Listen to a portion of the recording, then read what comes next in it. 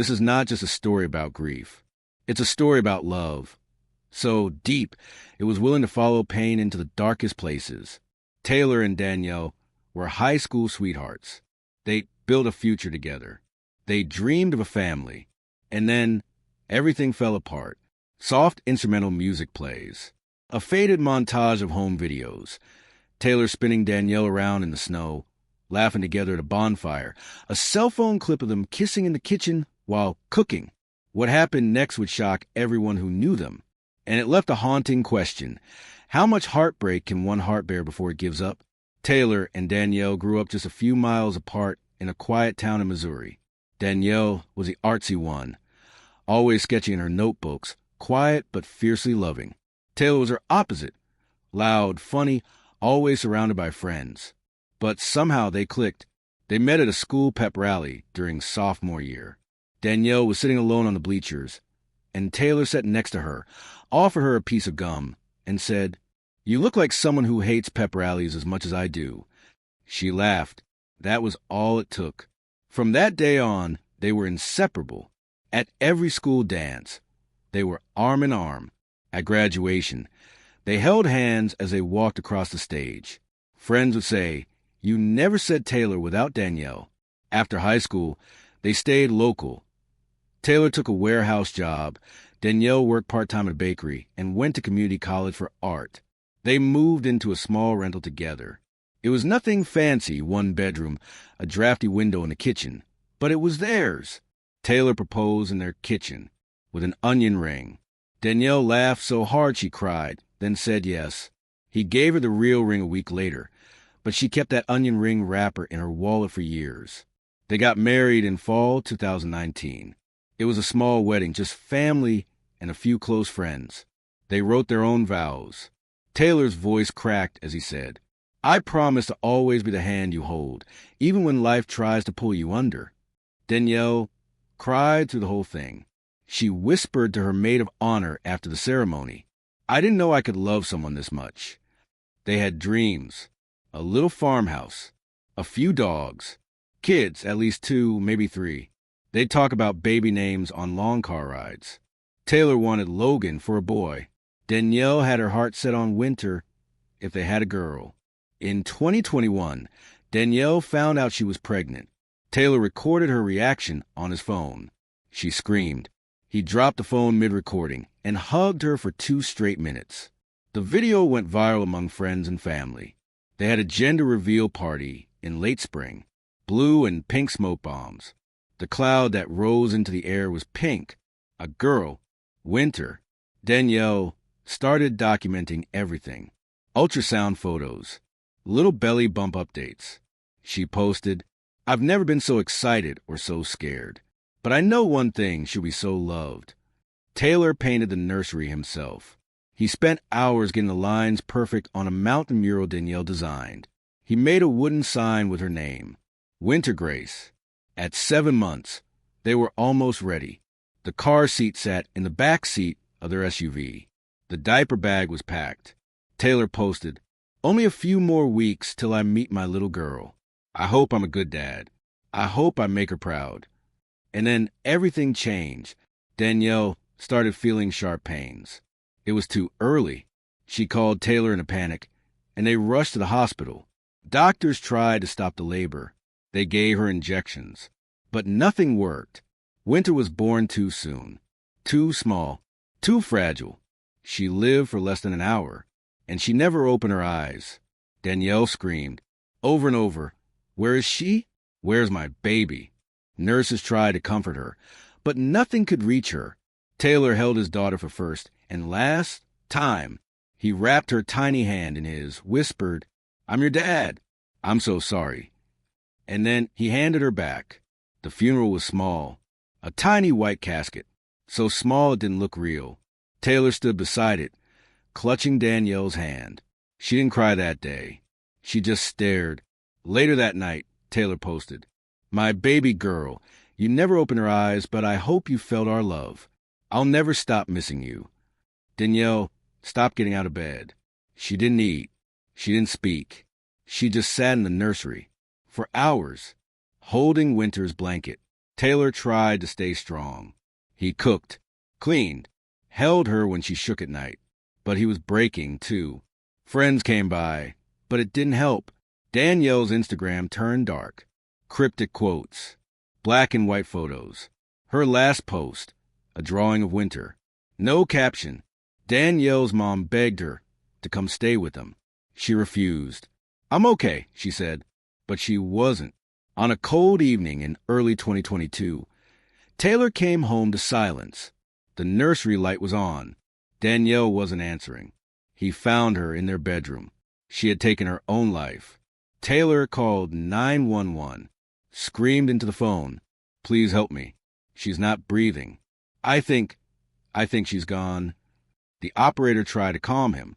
Paramedics arrived, but she was already cold. 3 days later, Taylor posted, "I lost my daughter. Now my wife. Please just pray for me. I don't know what to do."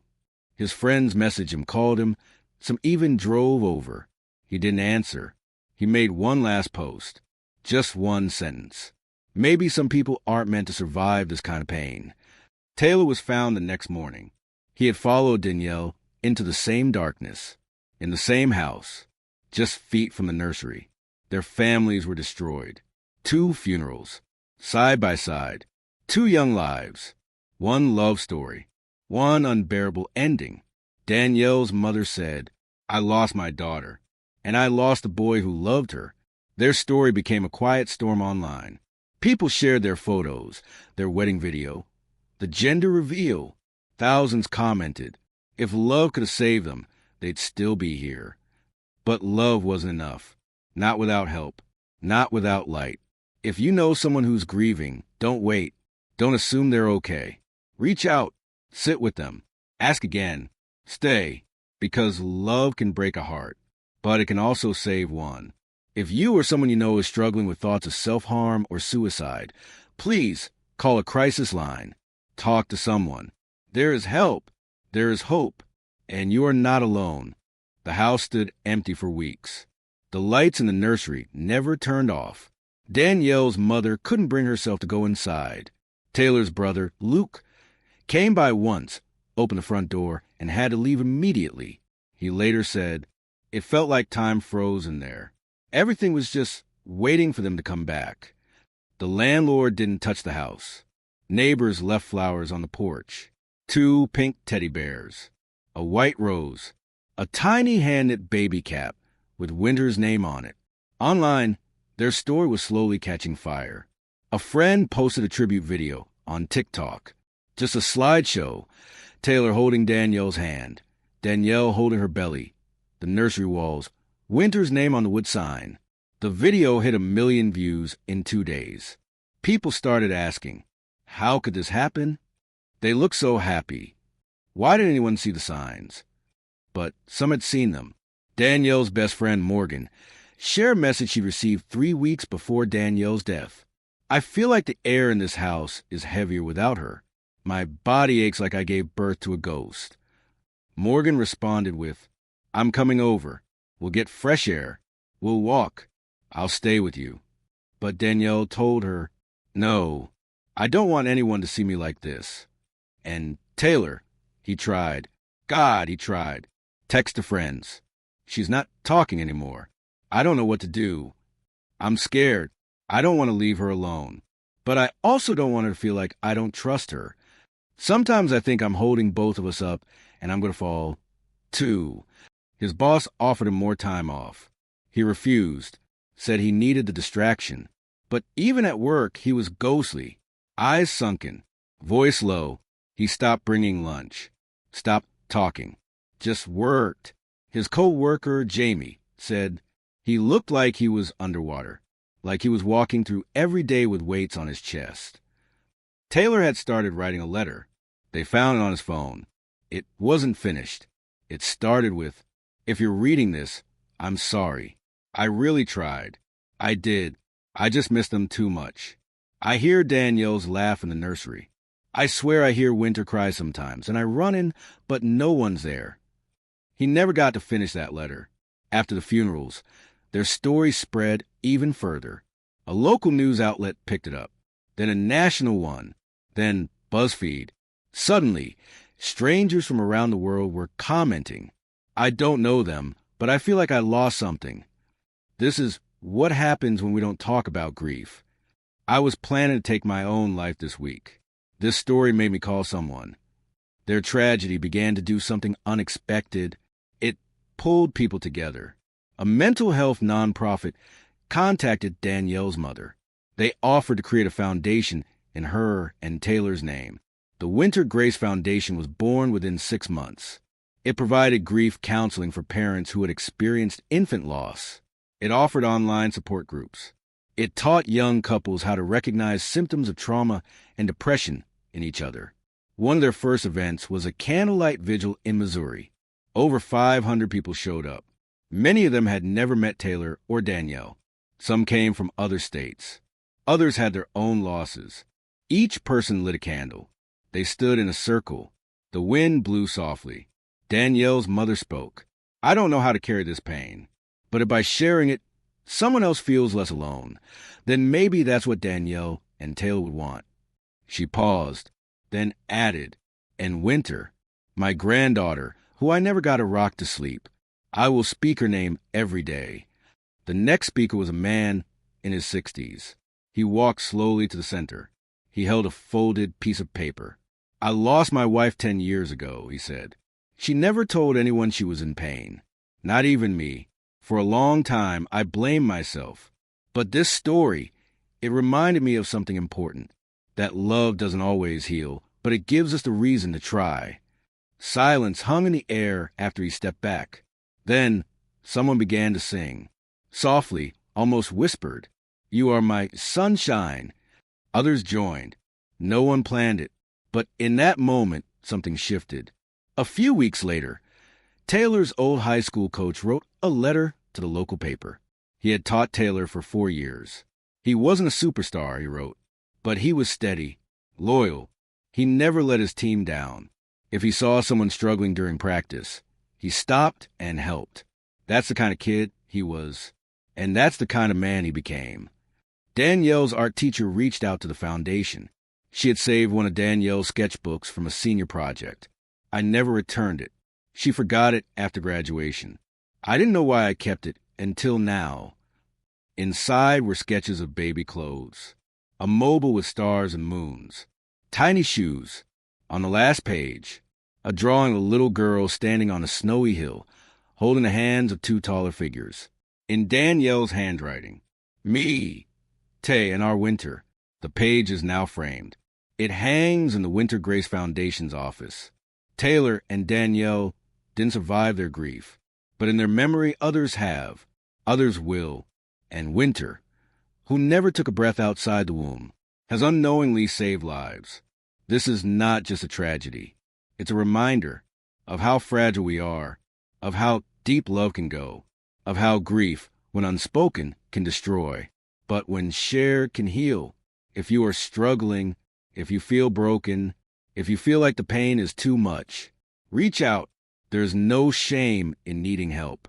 There is no weakness in falling apart. There is only danger in staying silent. Please stay, for the ones who love you, for the life you haven't yet lived, for the chance to come back from the edge. Because sometimes the most powerful thing you can do is simply survive. The foundation started small, just a website, a GoFundMe page, and a handful of grief counselors who volunteered their time. But the story didn't fade. In the weeks that followed the vigil, donations poured in. Messages from mothers who had lost infants, fathers who had buried their wives, teenagers who admitted, quietly, anonymously, that they had felt what Taylor felt. That hollow ache that no one else could see. A woman from Montana sent $25 and a handwritten note. I lost my son in 2009. I never told anyone how close I came to ending it. Your story made me speak. For the first time. Thank you. Another donation came from a man who wrote, I'm a veteran. I buried friends. But nothing made me cry like this story. Taylor and Danielle, I'll never forget their names. The foundation started organizing online meetups. Zoom calls every Wednesday for grieving parents. A grief mentor program. pairing someone who had survived loss with someone who had just gone through it. They called it the light chain.